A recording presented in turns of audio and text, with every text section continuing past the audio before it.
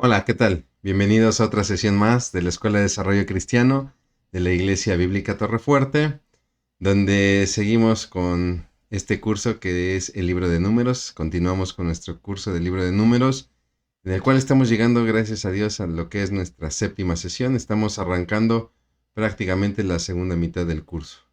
Este libro, que como siempre vale la pena recordarlo, es el cuarto libro de la ley, el cuarto libro del Pentateuco, de los 5 libros que la tradición atribuye a Moisés. Es el libro que nos habla de un pueblo que ha sido liberado, el pueblo de Israel ha sido liberado de la esclavitud egipcia, pero que lamentablemente fracasará en la fe, porque Dios tendrá para este pueblo una tierra prometida. Y bueno, pues tenemos a un pueblo que no solamente no le cree a Dios en recibir esta tierra prometida, sino que lamentablemente tendrá una queja continua, presentará una queja constante contra Dios y contra sus siervos, porque siempre estarán manifestando que estaban mejor en la esclavitud y están pues anhelando Egipto, pese a que ahí eran esclavos, pues siempre estarán manifestando que su situación ahí era mejor, cosa que obviamente entendemos no era cierta. Basta con que nosotros leamos las páginas del libro de Éxodo, donde se nos habla, perdón, de la gran opresión que este pueblo vivía, ¿no? Donde se les exigía entregar cierta cantidad de ladrillos, donde otros historiadores han hablado acerca del papel de Israel en Egipto, quienes fueron los sometidos para construir ciudades, ¿no? Y bueno, pues en realidad, aunque el argumento de los hebreos ante Dios, ante Moisés, ante Orón, era que ellos tenían carne y cebollas y pescado, etcétera, en Egipto, la realidad es que lo tenían más al alcance, pero no eran dueños de nada. Más bien lo ponían a la mesa de sus amos, ¿no? Y Dios les está concediendo una libertad en un proyecto de un viaje que estaba contemplado del monte Sinaí, donde les ha entregado las tablas de la ley, a la tierra prometida, es decir, a la región de Moab, para entrar en la zona central de Canaán. Un viaje que les llevaría escasos 11 días y que lamentablemente se convirtió en 40 años. 40 años de vagar en el desierto hasta que la generación incrédula muera y sean los hijos quienes entren en la tierra prometida. Recordar que, si bien es cierto, como lo hemos dicho, son muchas las quejas y muy numerosas, y serán muy, muy numerosos los actos de rebeldía de este pueblo.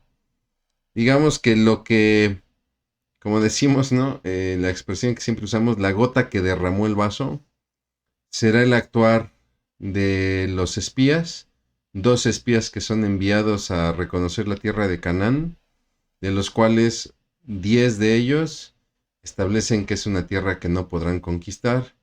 Y entonces, a raíz de esto, viene una rebelión por parte del pueblo, donde quieren levantar un caudillo y quieren hacer una expedición de regreso a Egipto. Y esta será la gota que derramará el vaso. Esto será lo que colmará a Dios y tomará la decisión, no de retirar la promesa de la tierra, pero sí que esta generación incrédula no entrará, ¿no? Sino que lo harán los hijos. Bueno, con este panorama general que hemos dado, si me permite, haré una breve oración y comenzaremos con lo que es nuestra séptima sesión del libro de números. Bendito Dios, cuántas gracias te damos por siempre el privilegio de entrar a tu palabra, de conocer tu palabra, de estudiarla, de meditar en ella. Padre, siempre expectantes de aquellas verdades que impacten a nuestro corazón y que toquen nuestras vidas y las transforme de tal manera que te podamos glorificar. Te pedimos encarecidamente que abras nuestros ojos espirituales, que hagas sensibles nuestros corazones para poder cambiar lo que sea necesario cambiar, mi Dios, y poder dar pasos de fe en aquello que pueda glorificar tu nombre a través de nuestras vidas. Te damos muchas gracias en Cristo Jesús. Amén. Muy bien, entonces, como le decía, estamos entrando básicamente en lo que es la séptima sesión. Se la estoy poniendo aquí en pantalla. Eh, y bueno, recuerden, nos estamos basando en este comentario que tengo aquí, que es Fracaso en el Desierto, una obra de Rafael Porter, uno de los grandes comentaristas que trabajara para Ediciones Las Américas.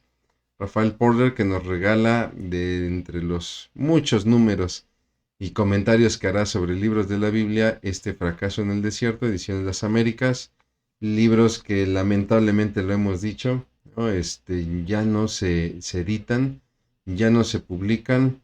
Ediciones Las Américas que pues por el momento no tenemos noticias si reabrirá sus puertas, al menos ya no aquí en México. Es una casa editorial con que, bueno, los dueños eran norteamericanos y donde pues muchos pensábamos que Ediciones Las Américas abriría sus puertas en Estados Unidos, pero parece ser que no será así, no lo sabemos. En verdad oramos porque este material pueda ser rescatado, ¿no? Y como lo he venido diciendo, pues muchos de estos libros por ahí todavía andan en algunas librerías del país. Si usted se mete a internet, quizá por ahí tendría suerte. O si usted es una persona que viaja, quizá en alguna librería de ahí de otro estado, podrá usted encontrar este material. Pero bueno, nosotros lo queremos poner a través de estas clases, sobre todo pues para nuestra comunidad, la Iglesia Bíblica Torrefuerte, para hermanos en la fe, para aquellos que creemos la Trinidad, que creemos en Jesús como el Hijo de Dios, como el Salvador, como el único medio de salvación, ¿no? Y bueno, pues también son cursos que abrimos para todo aquel que esté interesado, no solamente para nuestra comunidad. Son cursos cuyo propósito pues es el poder capacitar sobre todo a nuestros congregantes y en especial a aquellos que buscan servir, ofreciéndoles pues estas clases en las cuales puedan, pues no sé si sea profundizar en la palabra, porque también no son estudios tan detallados, no son estos grandes comentarios tan detallados, son más panorámicos, pero sí que nuestros alumnos, nuestros estudiantes, nuestros hermanos en la fe, pues puedan tener un estudio un poco más profundo en la palabra y sobre todo los enfocamos mucho hacia pues todos nuestros congregantes que tienen el anhelo de servir. Pero en realidad, pues este curso está puesto delante de todo aquel que quiera aprender de Dios, ¿no? Si de repente usted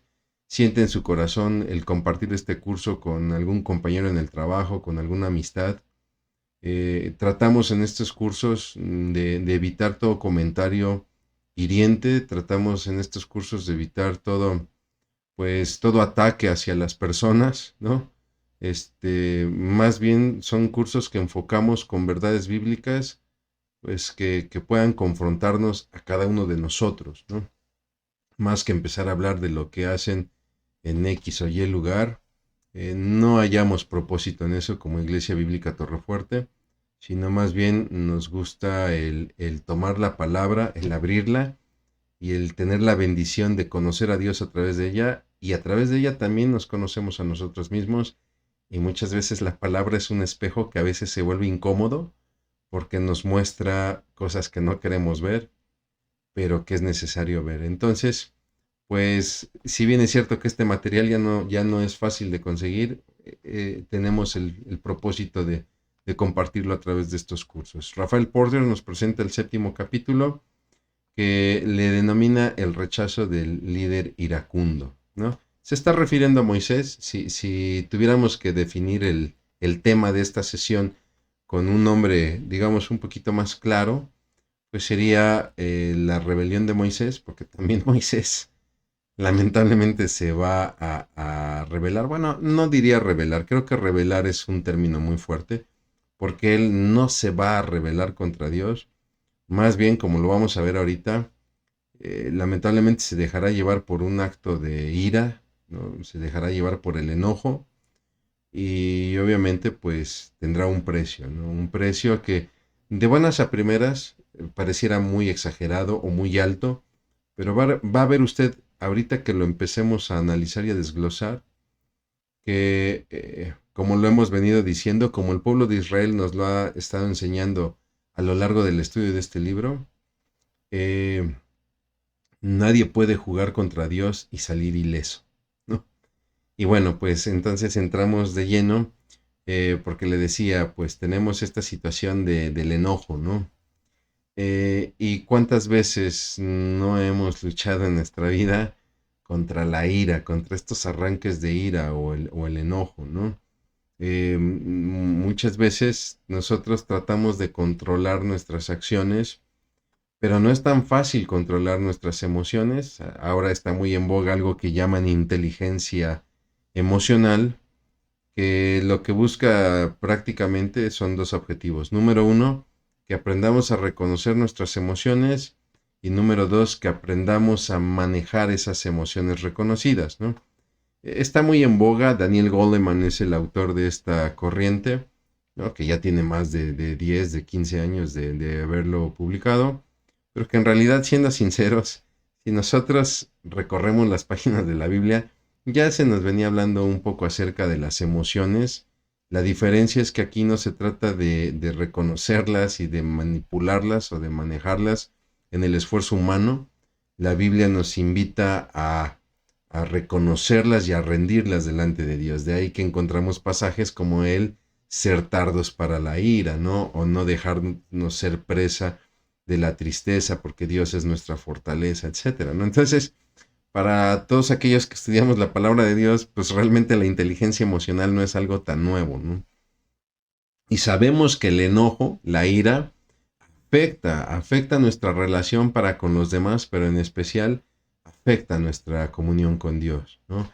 Cuando yo me dejo llevar por la ira, cuando de repente no refreno mi actuar en el enojo, pues entonces obviamente puedo lastimar a otros, me puedo lastimar a mí mismo, y obviamente se fractura mi relación con Dios. Les repito, en el cristianismo sobre todo tratamos de trabajar nuestras acciones, ¿no? A través de las obras, a través de las buenas obras, que sabemos que no salvan, pero tratamos de hacer buenas obras como una gratitud. Pero hay algo que es complicado y que nos rebasa, ¿no? Quizá podemos tratar de trabajar nuestras acciones, pero es más difícil controlar nuestras reacciones. Y entonces yo puedo tener la disposición de asistir a la iglesia y saludar a todos, y ser acomedido en todo y ayudar en colocar sillas o qué sé yo, ¿no? Esas son acciones. Pero qué difícil es controlar las reacciones. Y más cuando éstas encienden la ira.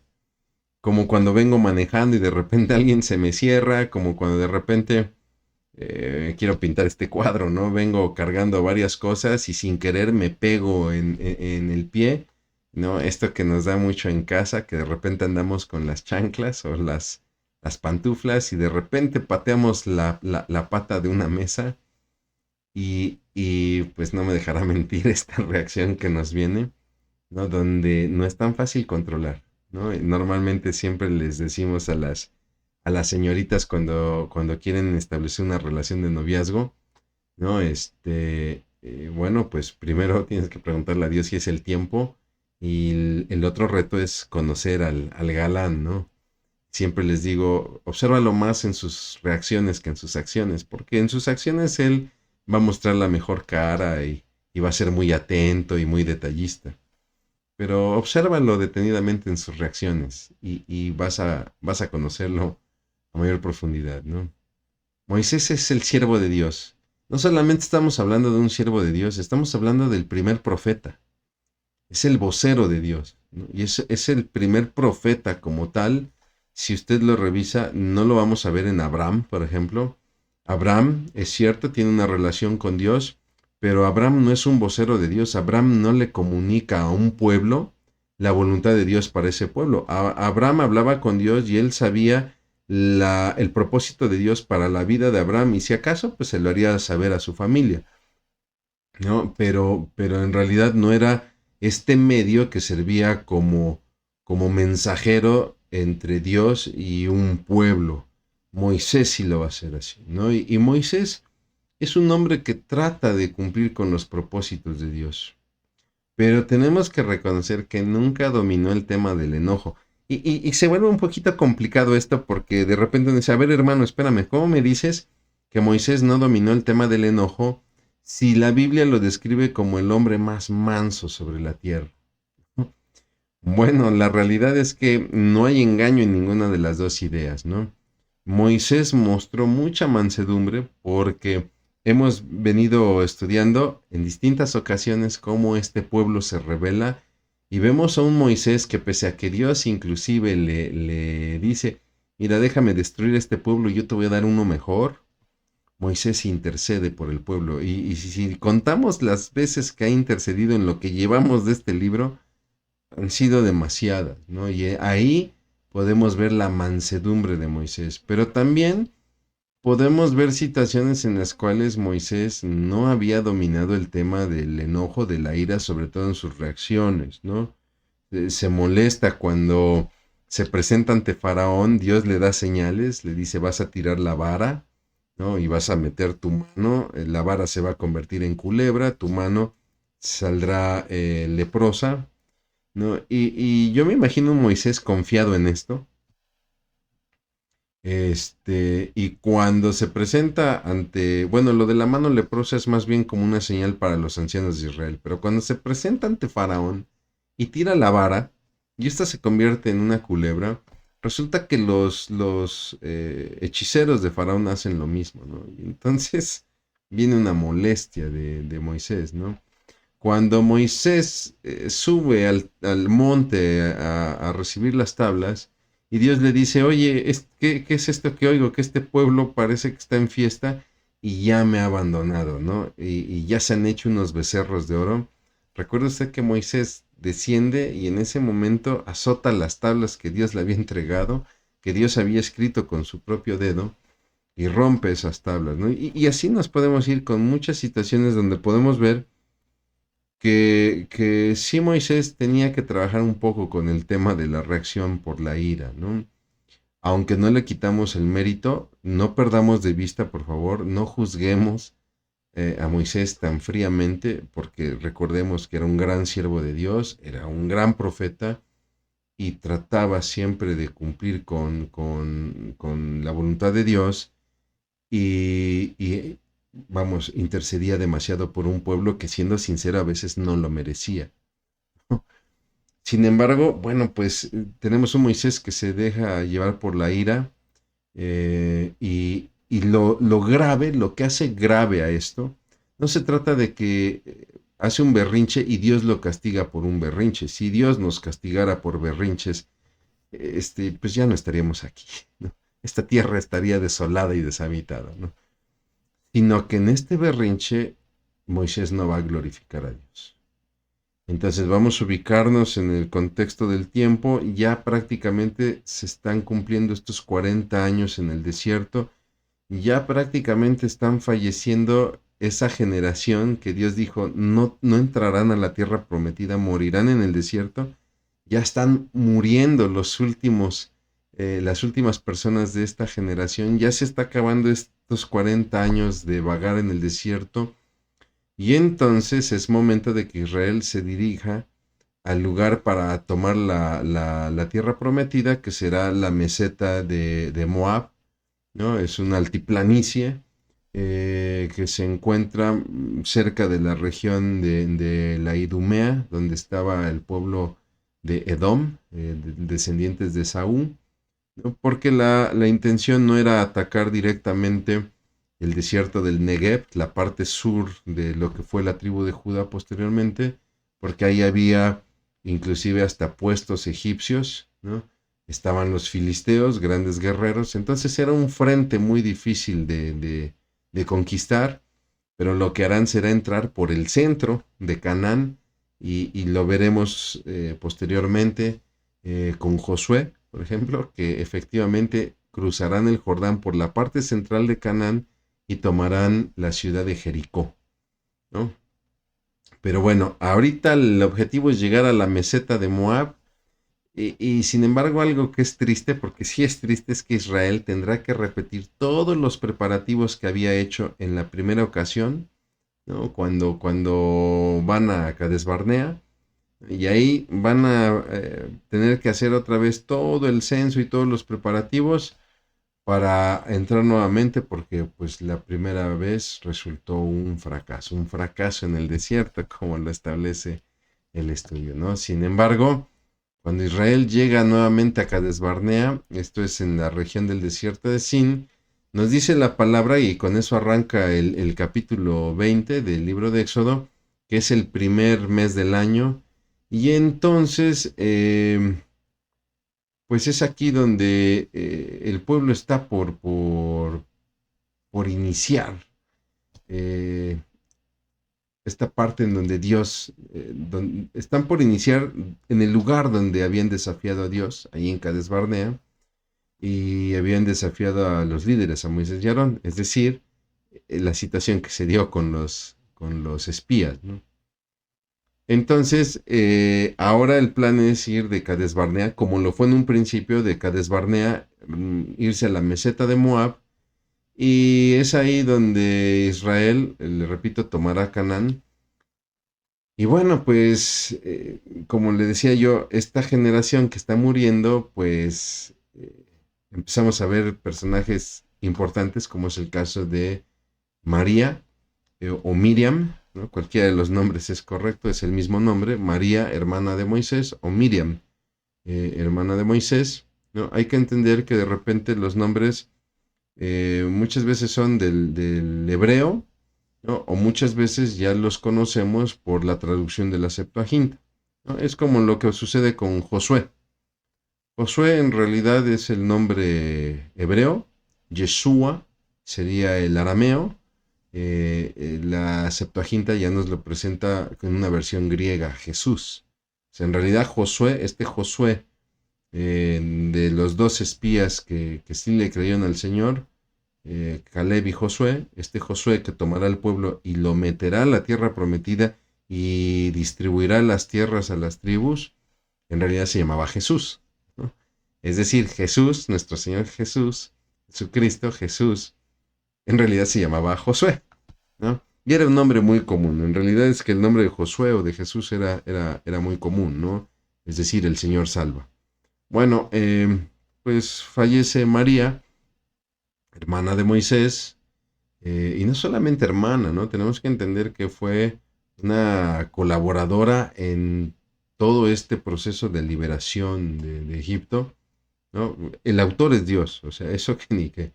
Más bien colaboradora de su hermano, ¿no? Porque pues obviamente Moisés en esta liberación tuvo que liderar al pueblo, tuvo que organizarlo y María estaba ahí presente. Hay que recordar que una vez que el pueblo atraviesa el mar, ¿no? Y que el ejército de Faraón es derrotado, esta María es aquella que eleva un canto, este famoso canto, donde narra cómo son destruidos los carros del Faraón, ¿no? Y bueno, pues nos dice la palabra que ahí mismo, en Cades Barnea, será sepultada María, ¿no? O Miriam. Y entonces se presenta la famosa tragedia de Meriba, este lugar donde el pueblo experimentará falta de agua, ¿no? Y hay que tomar en cuenta, no pierda de vista esto, por favor. Moisés está de luto, acaba de fallecer su hermana, y entonces el pueblo no tiene agua, y como era su costumbre, aunque estamos hablando de la generación de los hijos, muy parecida a la de los padres, les faltaba comida o les faltaba agua y empezaban a quejarse contra Moisés y contra Aarón, y lo mismo, vemos entre sus quejas una queja contra Dios, ¿no? Entre líneas vemos que en realidad la queja es contra Dios, y entonces nuevamente vuelven a culpar a Moisés y Aarón de haberlos sacado de Egipto. Y yo quiero que observe usted el argumento. Estamos por ahí en los primeros 5 versículos del libro de Números. Y yo le invito a que vea usted el argumento, ¿no? El argumento de esta segunda generación, de esta generación de los hijos, de aquellos que habían sido liberados de Egipto, ¿no? De aquellos que fueron condenados a morir en el desierto, pero los hijos sí entrarán en la tierra prometida. Bueno, estos hijos dicen, ojalá hubiésemos muerto con nuestros hermanos que perecieron delante de Jehová. Se están refiriendo a aquella, pues aquellas rebeldías donde murieron por plaga, ¿no?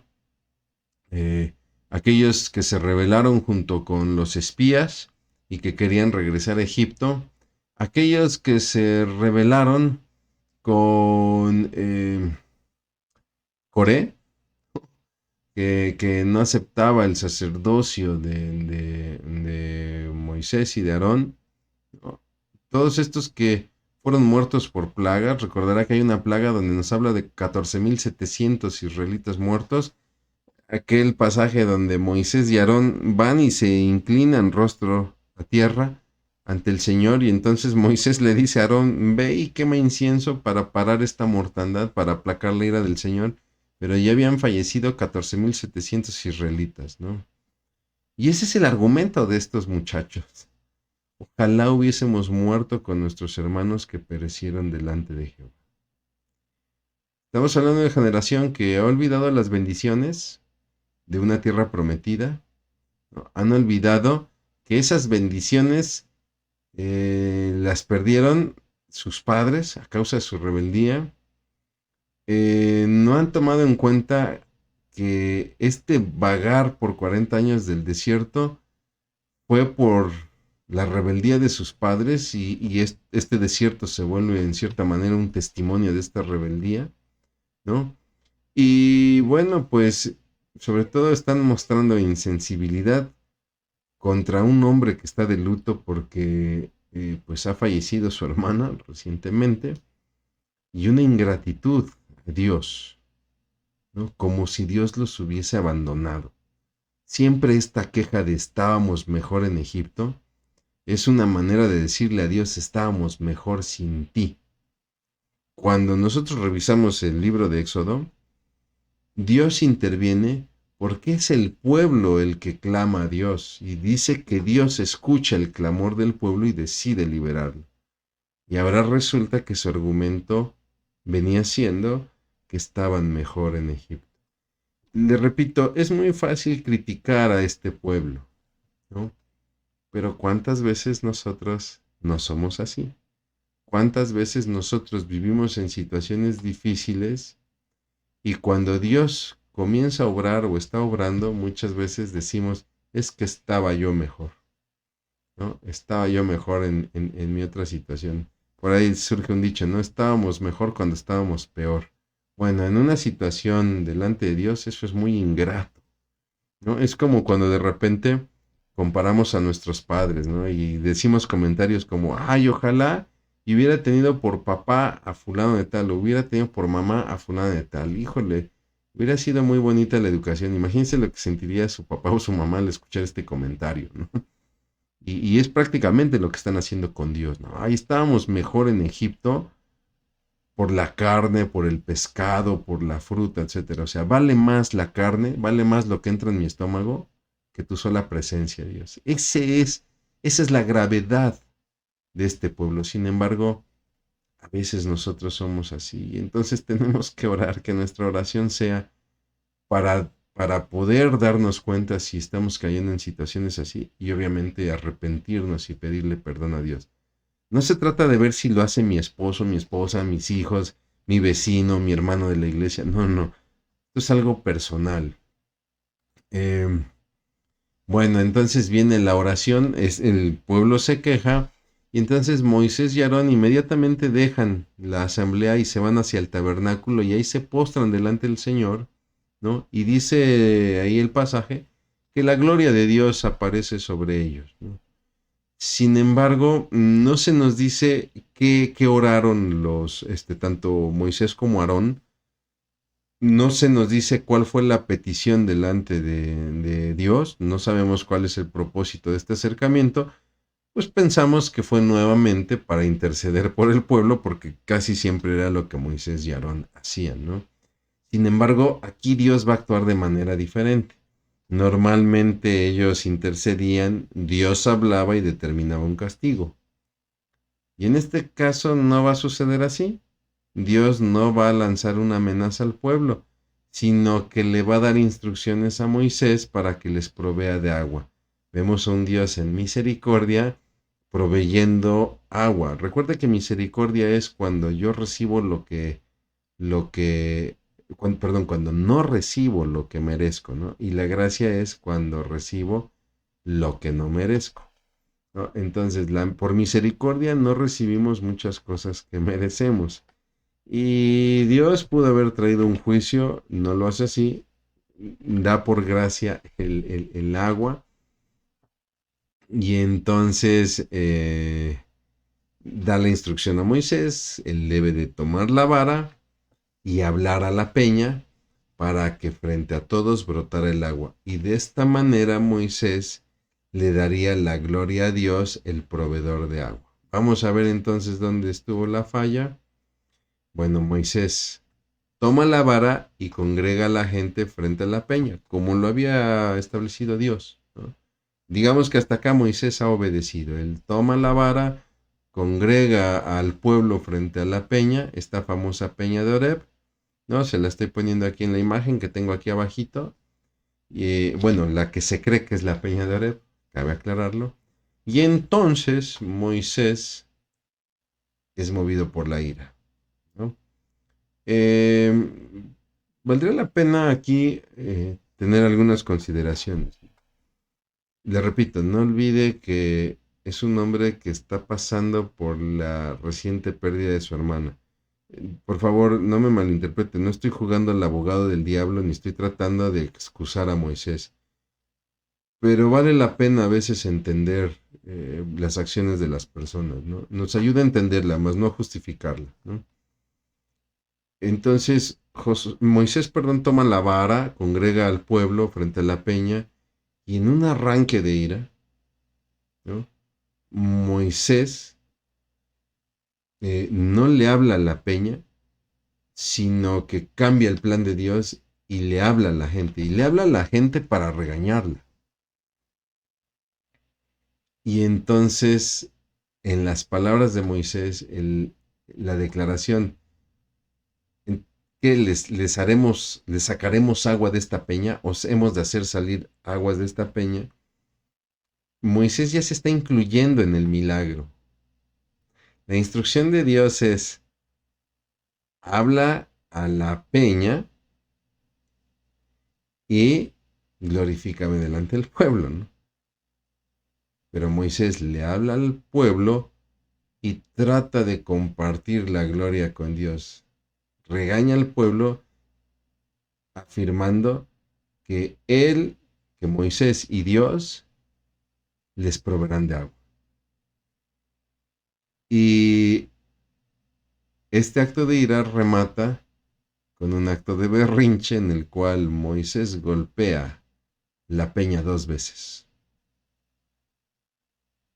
Y se vuelve evidente su desobediencia. Le estoy poniendo aquí en la imagen, le decía, lo voy a marcar acá. Esta es la que se cree que es la peña de Oreb, ¿no? Recuerda usted que una peña es una piedra que sobresale en un monte. Tenemos un monte, hay otros montes que se ven aquí por detrás, y esta piedra se cree que es la peña por la situación geográfica, por lo que va describiendo la Biblia, está cerca de Cades Barnea. Y no solamente eso, sino que esta grieta, junto con esta parte del suelo, tiene indicios de haber sido una fuente de agua, ¿no? Las rocas, el suelo está marcado por un antecedente de agua corriente, ¿no? O sea, se entiende que esto en su tiempo fue pues una especie de manantial, ¿no? Obviamente, aclaro, es una suposición. Los arqueólogos suponen que esta es la peña de Oreb, que normalmente es la imagen que hemos tenido en este curso. Si usted lo analiza, aquí atrás del texto es esta imagen como fondo, ¿no? Bueno, pues ahí tenemos a Moisés, que pues hay que decirlo así, se deja llevar por la ira. Yo creo que Moisés estaba esperando que Dios nuevamente hiciera una acción severa, porque yo entiendo a Moisés el hartazgo de un pueblo que no sabe hacer otra cosa sino quejarse. Por eso yo, en lo personal, yo no juzgo a Moisés. Yo desde la primera ocasión le hubiera dicho al Señor, mira, ya que arrójales fuego, ¿no? Afortunadamente, afortunadamente Dios no me usó a mí, ¿no? Pero a veces trato de entender a Moisés y le repito, no lo justifico, porque en realidad no tiene justificación lo que él hace, ¿no?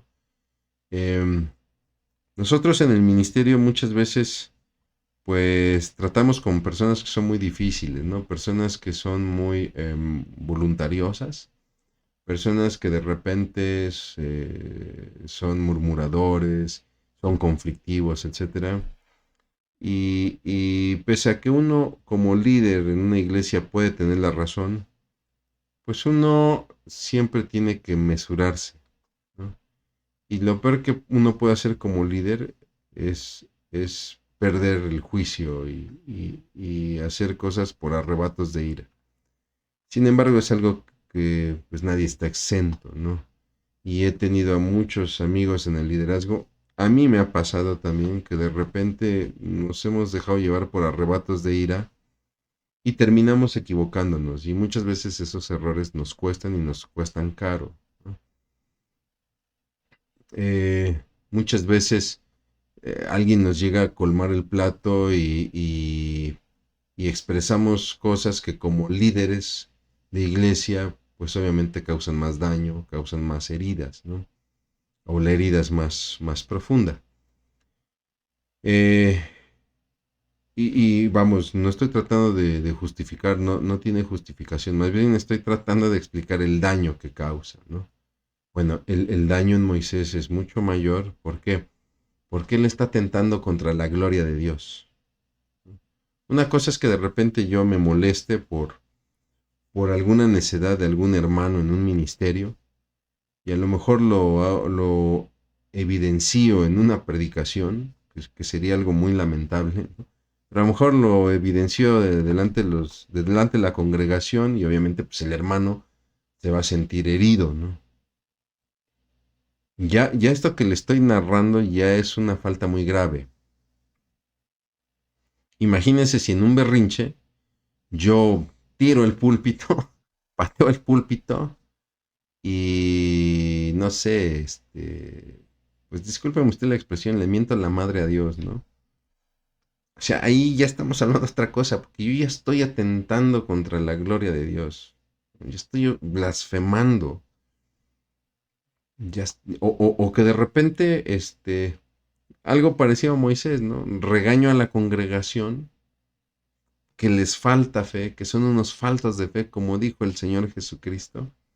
Son unos faltos de fe. Claro, Él era el Señor Jesucristo y Él tenía la autoridad para decirlo, ¿no? Pero en mi arrebato de ira yo enojo y digo a la congregación que son unos faltos de fe, pero para que crean oraré por ellos para que sanen con mis palabras, ¿no? Y aguas, porque entonces le estoy arrebatando la gloria de Dios en su sanidad y me la estoy adjudicando. Y mi hermano, mi hermana, nadie puede atentar contra Dios y salir ileso.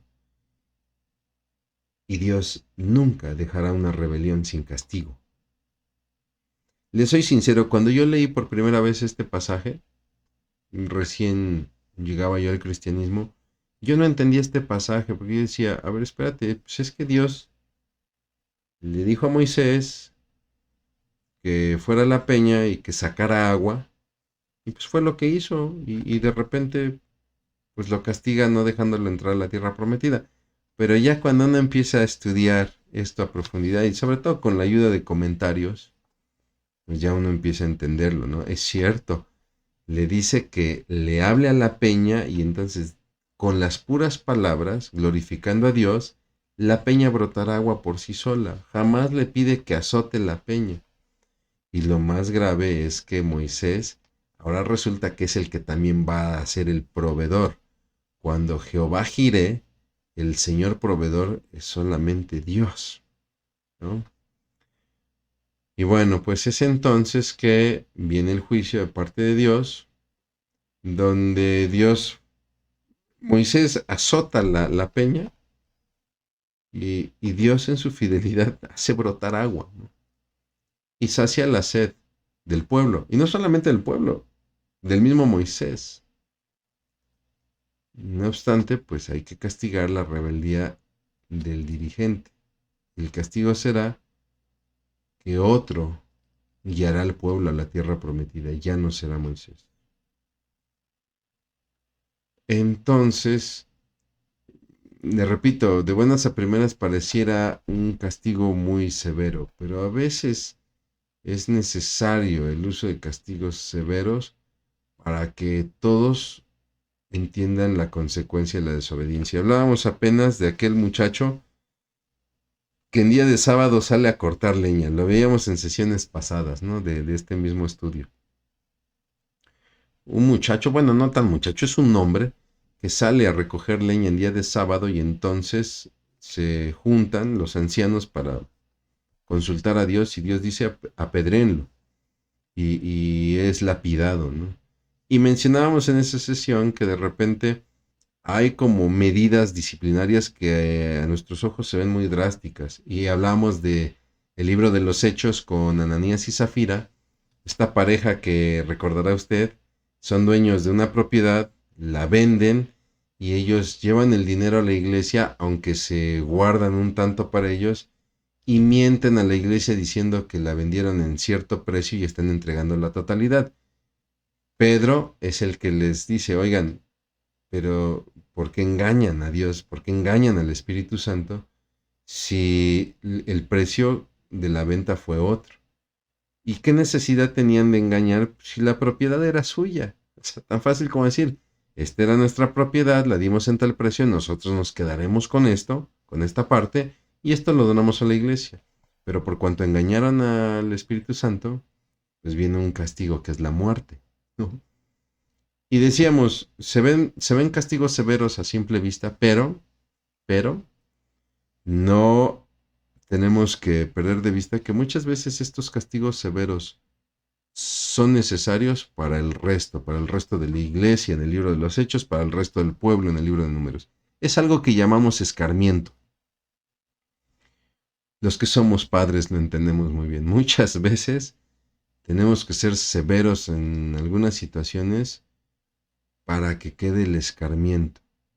Y le decía yo, es doloroso cuando a nosotros nos toca ser, pues, el disciplinado en este escarmiento, ¿no? Cuando de repente yo en mi iglesia o en mi trabajo, mi pastor o mi jefe me regaña severamente por algo que en realidad no era tan grave, pero que ellos lo tienen que hacer severamente para que otros en el futuro no lo hagan igual o más grave. Y uno tiene que aprender a, rayos, pues sí, me llevaré el regaño tan severo por el bien de los que son testigos y no hagan algo peor que dañe a la iglesia o que dañe la empresa o que dañe el hogar. Y creo que estamos frente a una situación también similar, ¿no?